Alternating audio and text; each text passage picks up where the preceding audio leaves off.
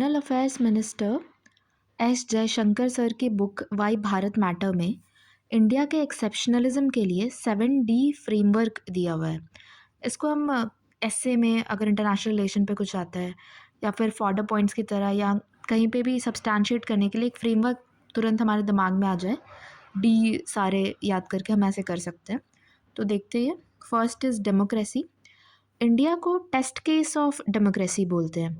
कहते हैं कि if democracy in a country as big as India और as diverse and as India can work, then democracy can work anywhere.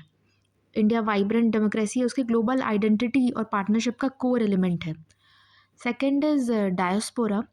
ये living bridge की तरह act करते हैं जो वर्ल्ड और इंडिया को कनेक्ट करते हैं, कल्चरल इकोनॉमिक टाइज़ को फॉस्टर करते हैं।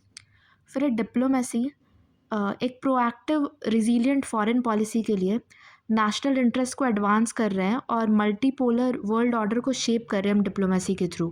जैसे वैक्सीन मैत्री हमारा वैक्सीन डिप्लोमेसी था, या climate diplomacy international solar alliance के द्वारा रहता है, या फिर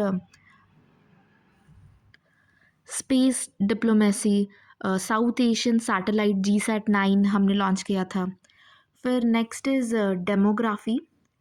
इंडिया के पास एक लार्ज यूथफुल पॉपुलेशन है, वो सिग्निफिकेंट एसेट है नेशन के फ्यूचर पोटेंशियल और वर्कफोर्स के लिए।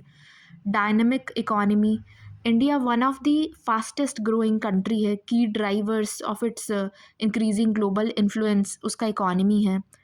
फिर डिजिटल पब्लिक इंफ्रास्ट्रक्चर, टेक्नोलॉजी और डिजिटल सॉल्यूशंस लाइक UPI, इसमें हम बहुत ज़्यादा एडवांसमेंट्स ला रहे हैं और ये स्केलेबल मॉडल्स ग्लोबल कोऑपरेशन के लिए, स्पेशली ग्लोबल साउथ के साथ ये डिजिटल पब्लिक इंफ्रास्ट्रक्चर बन रहा है।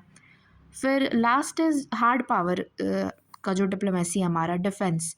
तो India fourth largest defence spender है वर्ल्ड में, US चाइना और रशिया के बाद अराउंड $81 बिलियन स्पेंड करता है।